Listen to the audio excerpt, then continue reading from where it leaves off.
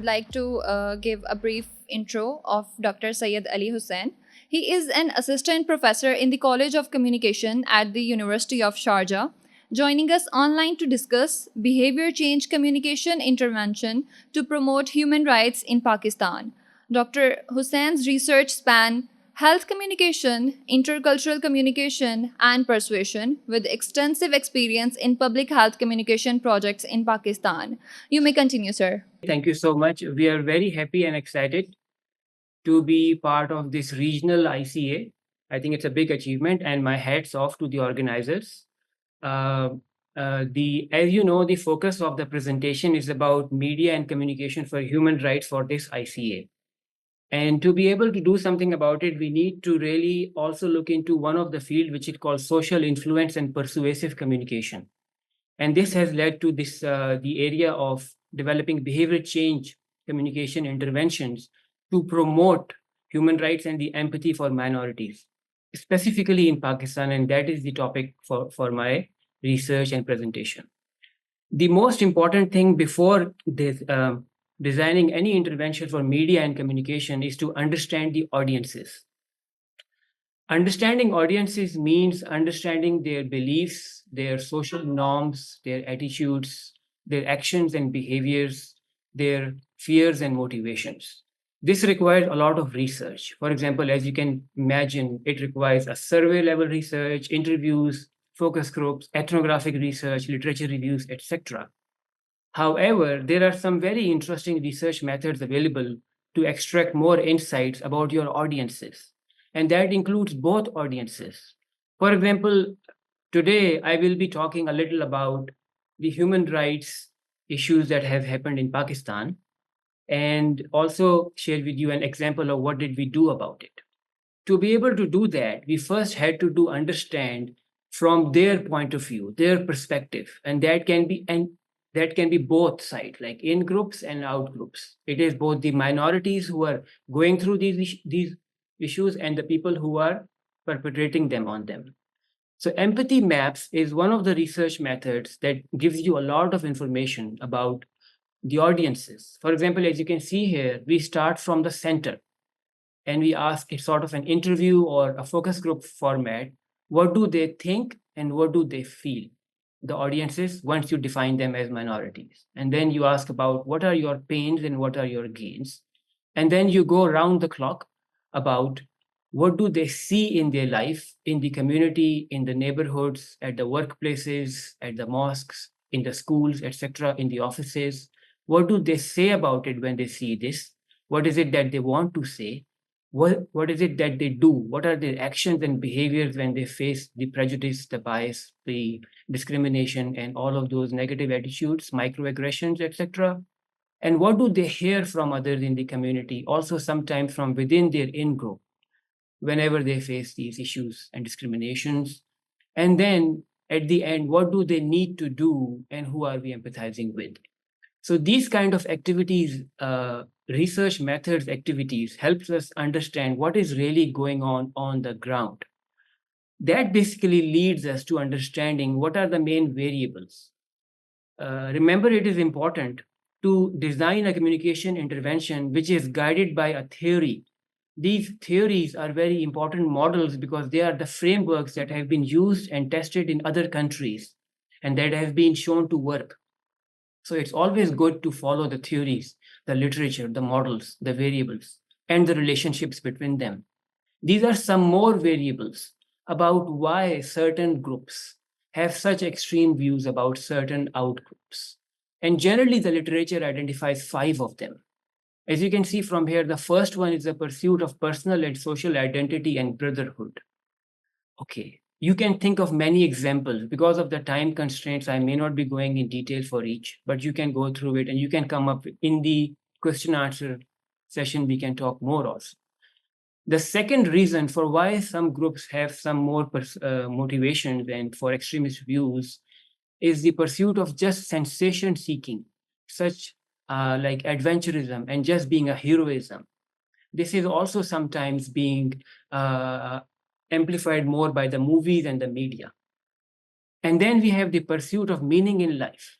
because of the poverty, because of inflation, because of lack of meaning and purpose in life. Some people find more of that in their views towards the outgroup, which are at certain time extremist and misplaced.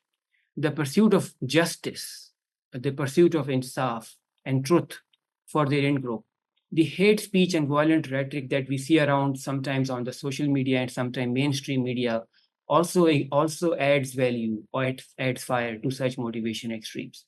So far, what we are talking about is understanding the audiences.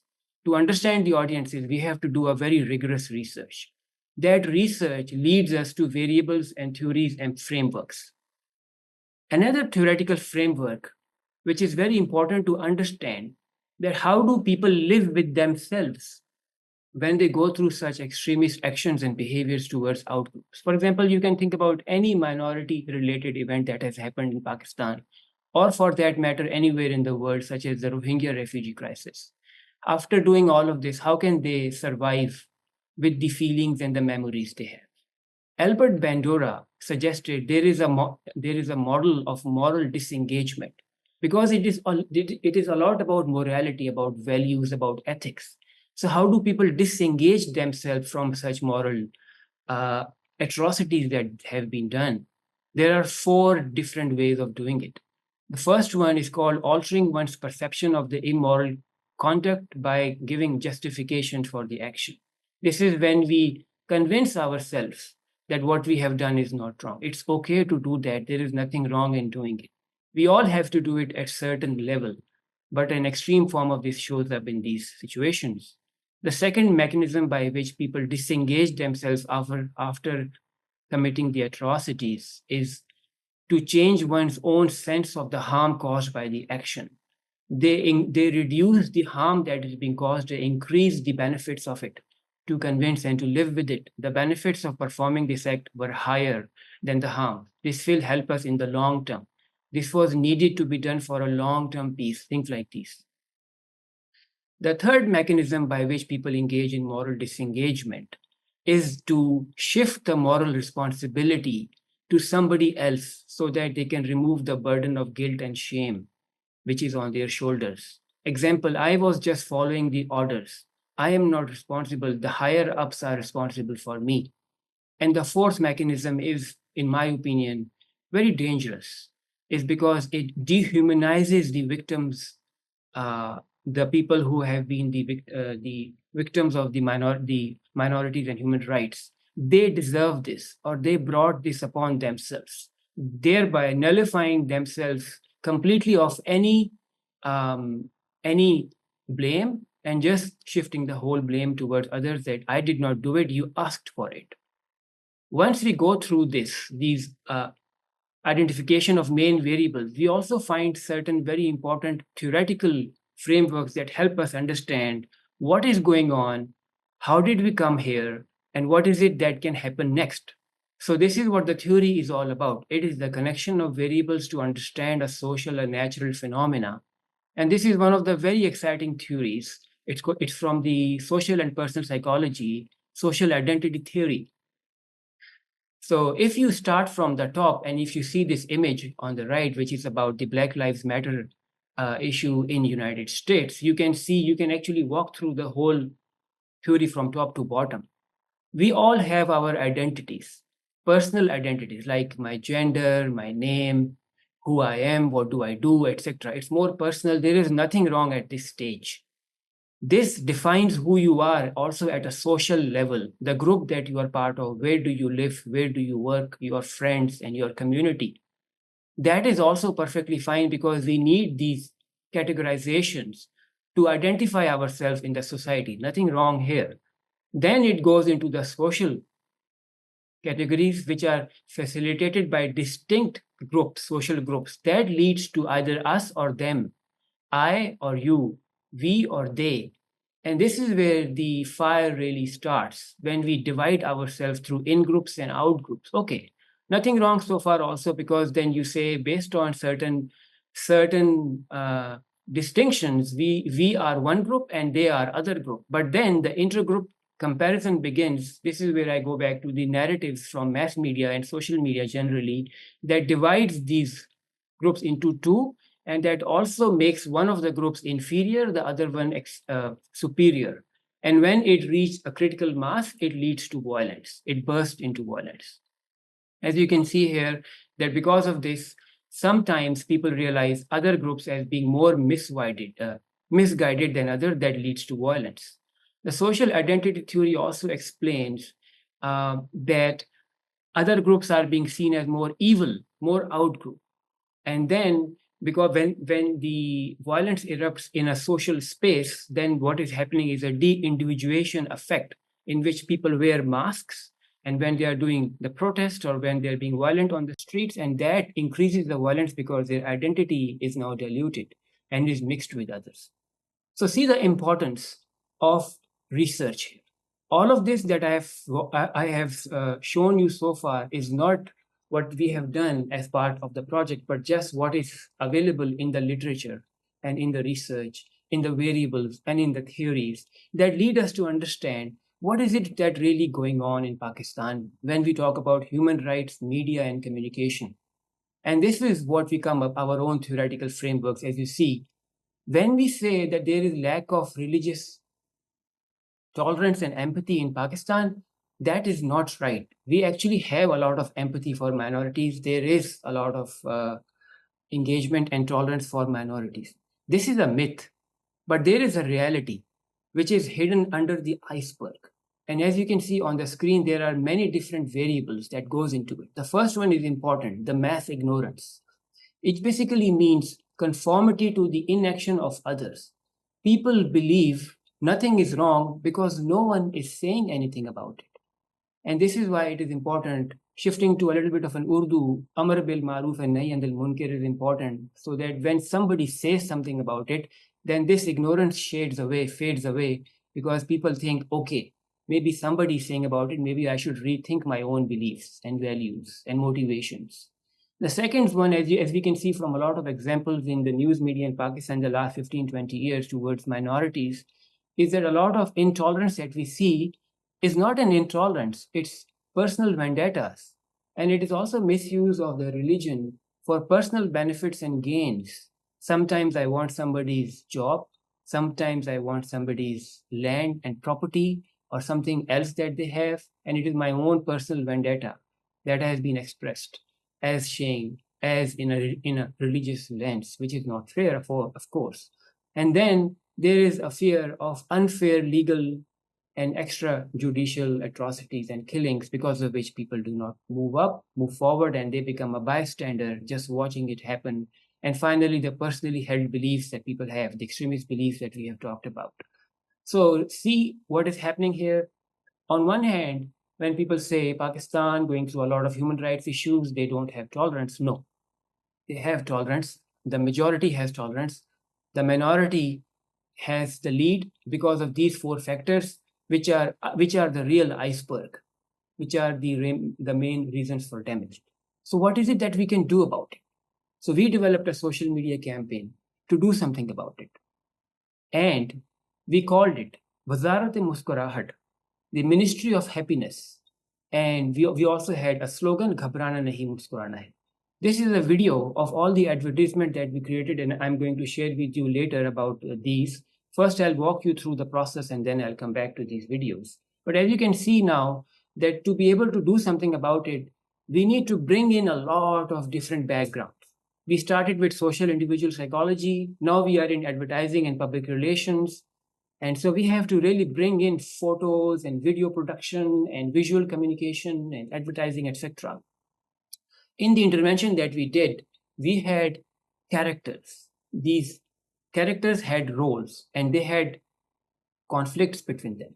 What you see on the right of me is a brown, the old person is the wise man character.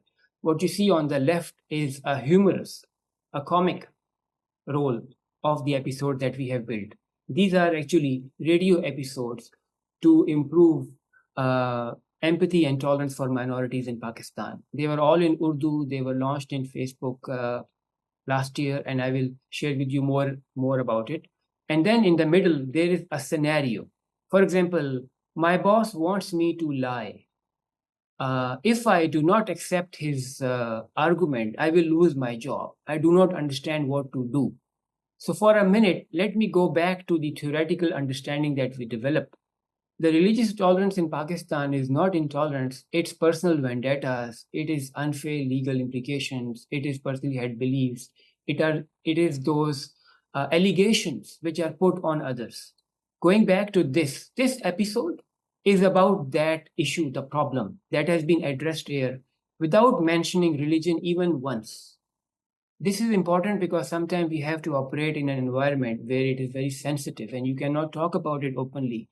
So we use the principles of entertainment education and social learning frameworks to talk about, to increase education and awareness about certain issues and topics without ever mentioning it. If you see here, this is the second main issue and topic that we have talked about. I want my wife to be educated and do a job, but what I am facing is from the society microaggressions and phrases and comments about Joru ka ghulam and things like this. So I do not understand what to do. This was one of the episodes that we did in which we talked about this in the same format that I have talked here. So there is a wise guy, there is a humorous guy, there is a character who is going through some issues, and then they talk about for the next 5 minutes based on the principles of peaceful and non-violent education and communication. So all of these episodes were 5 minutes duration long. Then there is a third one. And as you can see from here onwards, that these are the things that typically happens in the society all the time. There is a wedding going on, there is a milad going on, and it is very loud and noisy, and nobody can go out and talk to the people that please lower the volume a little bit because they are afraid that they will be termed as or labeled as someone that they don't want to be labeled as. So everybody is quiet. And this is when, remember, I just mentioned the mass ignorance point that everybody says, nobody is saying anything about it. So maybe I should also keep quiet. And maybe that's the way to go around. So through these radio and communication intervention, we talked about it. Then we generally face the problem, and this is so systemic in our education system that we never really receive any education and training in interpersonal communication. If we ever have to express ourselves, our feelings, our anger, our frustration, in what words do we do it? Nobody teaches it. There is no schooling about it. We don't have this education. So we try to do it here. कोई मेरी बात ही नहीं सुनता, कोई मेरी बात को अहमियत नहीं देता. These are the people who are going through a very low self-esteem. Even at workplaces for many other issues, they just say out in certain way which has no weightage, which has no impact. And that makes them even more weak and for lower their self-esteem. So what we did here is that we gave them the words to talk about. We put the words in their mouth and say, if this is a situation, this is how you talk about it. For example, in Urdu, if I may say again, मुझे शायद आपकी मदद की जरूरत पड़े, that is a weak argument. क्या आप इस काम में मेरी मदद करेंगे? The green font is where we want them to be more assertive as well as more peaceful. मुझे नहीं लगता कि ये रिपोर्ट आज खत्म कर सकूंगा. A weaker way to say something like, मैं आपको ये रिपोर्ट कल दूंगा. क्या ख्याल है मीटिंग 9 बजे शुरू करते हैं? नो, मीटिंग ठीक 9 बजे शुरू हो जाएगी. A more assertive and more polite way of expressing yourself. And that is why whenever there is a conflict and argument going on, we continuously gave people words to use and phrase. And this is again coming from literature. There is a very nice book about it. How to mean what you say without being mean. And so there is a lot of literature. And this is why we are here, because of the regional hub and IC, etc., to bring home all of these literatures and scientific findings, translate them into our own context, and distribute the findings, the messages in our context. इन अल्फाज में बात ना करें. तुम्हें अच्छा लगता है मेरा मजाक बनता है. It's better to say, तुमने जो गलती की उसकी वजह से मेरा मजाक बना. No reason for fighting, just talking about the issue. So based on these, then we went into the mass media, the advertising, messaging campaign. As you can see here, these advertisements were launched on Facebook. They were paid advertisements.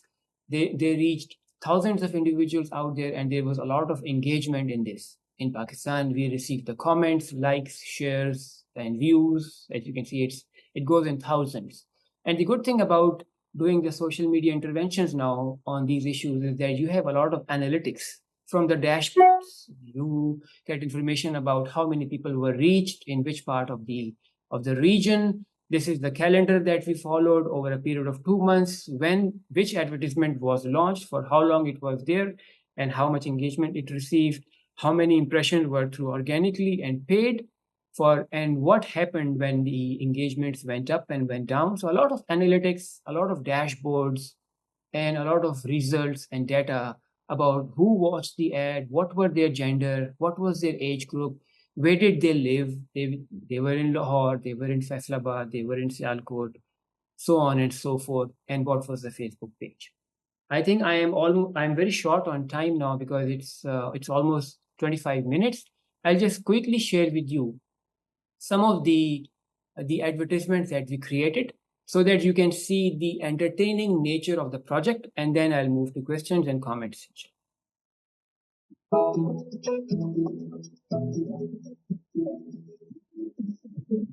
घबराना नहीं, मुस्कुराना है, घबराना नहीं, मुस्कुराना है, घबराना नहीं.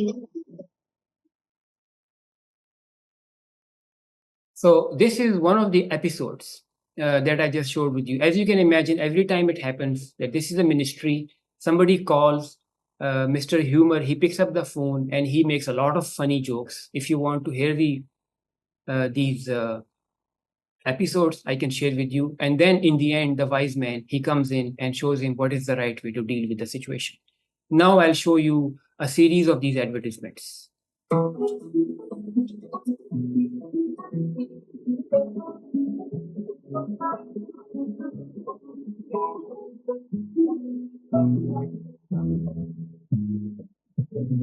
घबराना नहीं, मुस्कुराना है, घबराना नहीं, मुस्कुराना है, घबराना नहीं. कोई बात न माने और मारे ताने, कोई देना रास्ता चले आहिस्ता, बस धीरे धीरे चलते जाना, बिल्कुल भी ना तुम दिल मिलाना, बस मुस्कुराना. मुस्कुराना है, मुस्कुराना है, मुस्कुराना है, घबराना नहीं.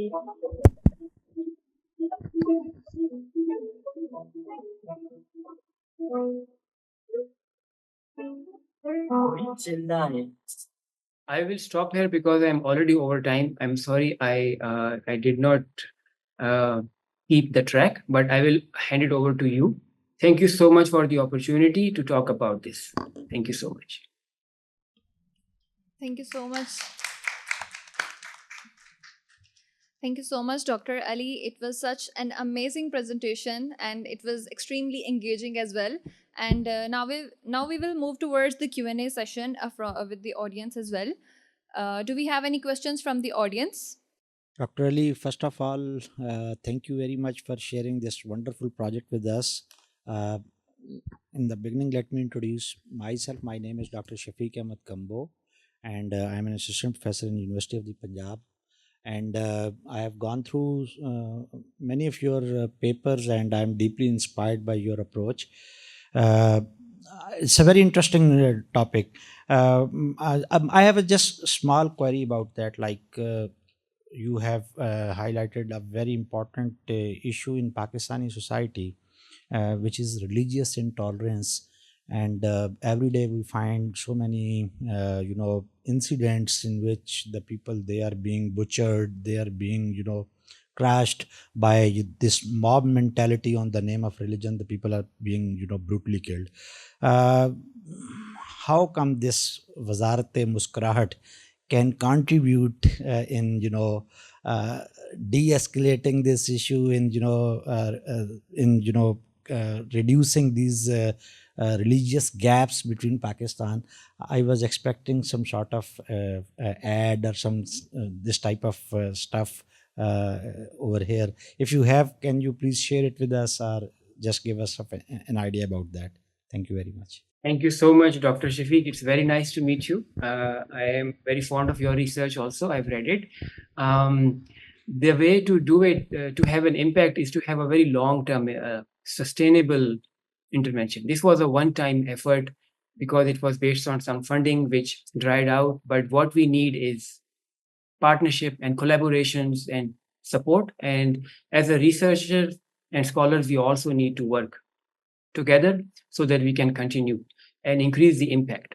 So, but overall, the main idea for this is the importance of research and theory, the variables, understanding the audiences.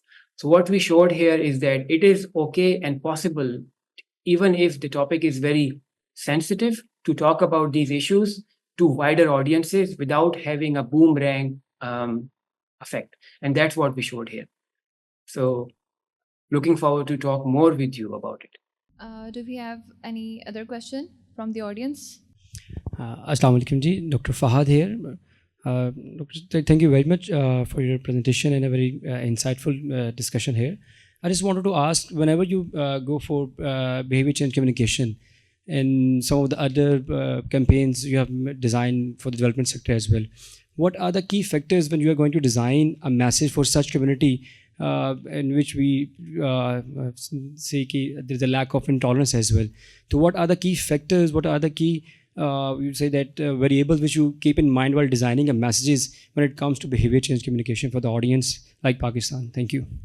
That's a very good question. I think I briefly mentioned about research, doing more research, understanding the audiences that gives you the variables. So a lot of these variables are coming from individual and social psychology. So if you read the literature, you will find about bias, discriminations, and empathy, and outgroup attitudes, and beliefs, and social norms, and emotions, and motivations. And so these are the list of variables that come up from the literature that you can then use for developing your campaign. In addition to this, I also would like you to move outside, our own framework and reach out to other disciplines like to law, to policy making, to government, to advertising and PR, because they have the skill set, they have the tools to convert these variables, the findings, into something which is understandable and entertaining for layman audiences.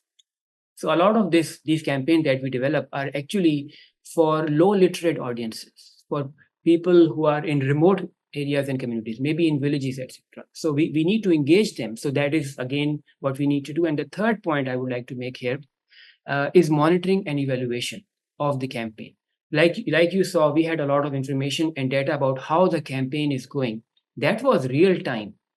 And that is important, so that if there is something which is not working, you would know it right there and then. The same day, you can find out if there is a comment, if there is something not right, then you can fix it and change it or stop it and go back to the design board and say, what happened and how can I fix it for the next message and campaign? And so you have to have a very fine social media monitoring and listening tool to do that. Monitoring and evaluation will also help you to share the findings with others. Based on this, you can get more funding, develop a new campaign, move to the next step, and then the next step. So it's a lifelong, continuous journey of constantly improving the work that you have done in the past, sharing it with others, doing more research and partnerships. We have another question from the audience. Assalamu alaikum and good afternoon, Mr. Ali. It's Dr. Muniba from Lahore College for Women University. I just have a question to you because you are sitting in a region which was also is a Muslim territory, and Pakistan is also a Muslim territory, but the dynamics are very different when it comes to the psychodemographics and even ethnographics of the population. I just want to know that you have developed certain models to find out the audience and their responses. Have you ever been into the cross-cultural examination of Pakistan versus the Middle East? And if you have done so far, that what are your findings? And what do you suggest that being in Pakistan, how can we apply those models? Because as I've already mentioned, that the diversity at its peak and the public understanding, public discourse, public rhetoric, when it comes to the religion is very, very different. Even the state hasn't control over that polarization, which is obvious we have seen in the Middle East. that the state has control over to all this extremism. So how do you find out if you have been into the cross-cultural examination, or what do you suggest to us, the researchers who are in Pakistan, and we are very, very concerned about it, that how we can apply those models? Thank you. Thank you so much. This is a very good question, because now you are talking about the social identity theory a lot. What you have just done is increase the identity, expanded it. So when we talk about Pakistan, that is Pakistani identity, but you increase it to Muslim identity, which is across the board from Pakistan, Bangladesh, even Middle East, and even in the Western countries, we have Muslims. So once you increase the identity and made it more salient, then you have to also understand the cultural nuances. The Muslims are not the same all over the world. They're very different, not only in terms of like language and culture and food and like all over the place. Like talking about Islamophobia, for example, just for a minute, there are a lot of misconceptions and misunderstandings. Where they are coming from? A lot of them are coming from the media, the Hollywood. And so a lot of the people who have Islamophobia, they think like all Arabs are Muslim, which is not true. All Arabs are not Muslims. Many Arabs are Christians, and they are different background and religious. So what you just picked up is a very important area that we can talk about for later, is misinformation, malinformation, and a lot of fake news, etc. So all of this is also adding to the problem that we need to address. And how you can address it is by improving the media literacy.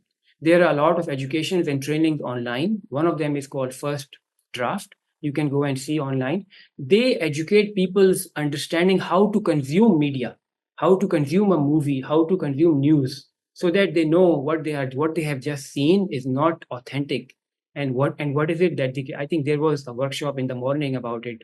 Somebody was mentioning about the reverse image search. All of these tools actually contribute to understanding about the identities, and it removes these barriers. Assalamu alaikum, Dr. Ali. This is Dr. Arsha from Lahore College for Women University.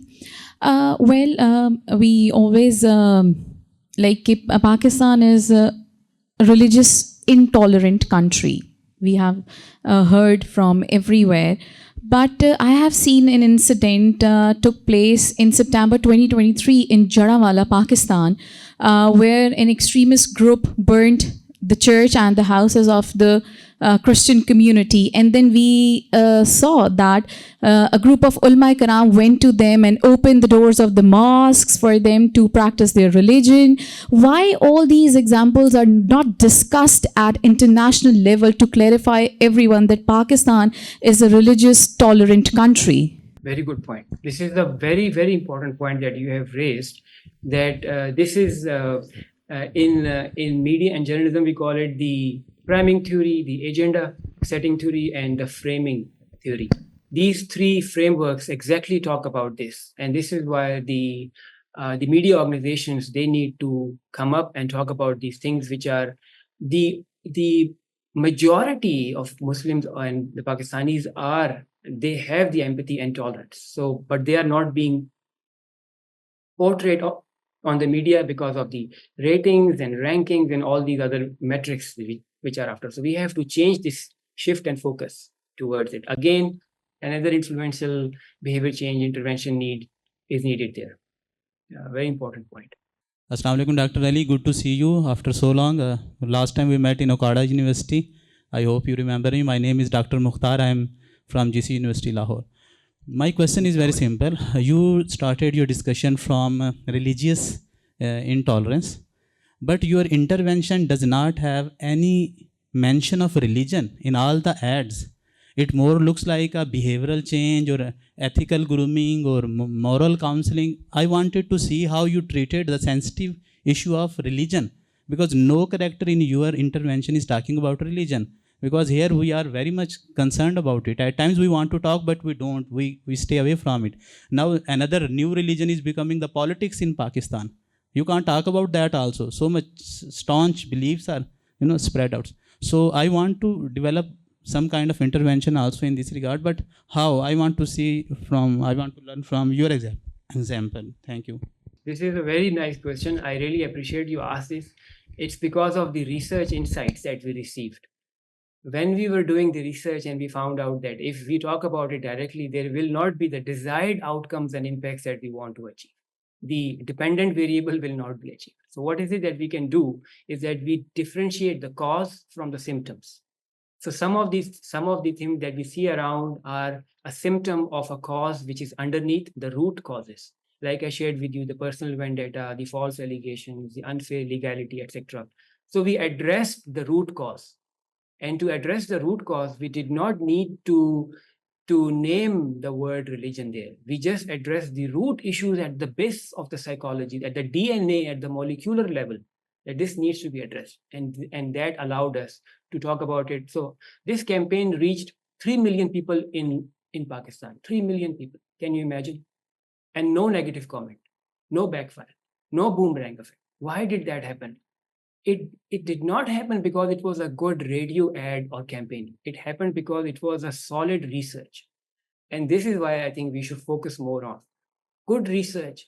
Good evidence leads to a rigorous intervention that achieves the desired outcomes, even though sometimes the audience does not really know the real purpose of it, which is behind it. Sir, I would like to ask you a question myself.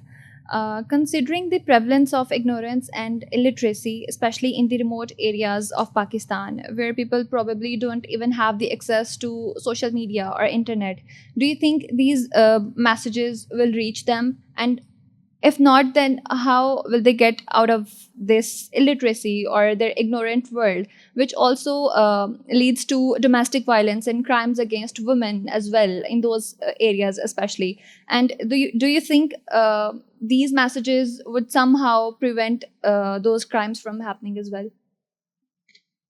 That's a very good question, because you are mentioning about monitoring and evaluation. So what we're basically asking is, how do you know that it actually reached the audiences that you wanted to reach, and how do you also know whether it had the desired impact or outcome on them? So our understanding, our results are limited because of the expansion of the campaign. It was on social media, and so through the social media dashboards analytics, we could see that yes, it reached this region, this geography in Punjab, and like in Sahiwal, Jhelum, etc. But we do not go to them and ask them, what was your impression of this? Do you even like it? Do you remember it? We have some insight from the comments that we receive, but this is why we need to continue doing research, so that we go and we talk to the audience and say, there was a radio advertisement about this. Do you remember hearing it? Do you know the message? How did you use it? Did you share it with others? And all of this research needs to be done. And that's why we need the capacity building of the students, etc., at FC College and others who can continue the legacy. Thank you so much, sir. Thank you so much for sparing us your precious time. And we had a great and amazing time hearing your presentation. Thank you so much. Thank you so much for having me here. And I appreciate all the hard work that you are doing. My hats off to you. Thank you so much, sir.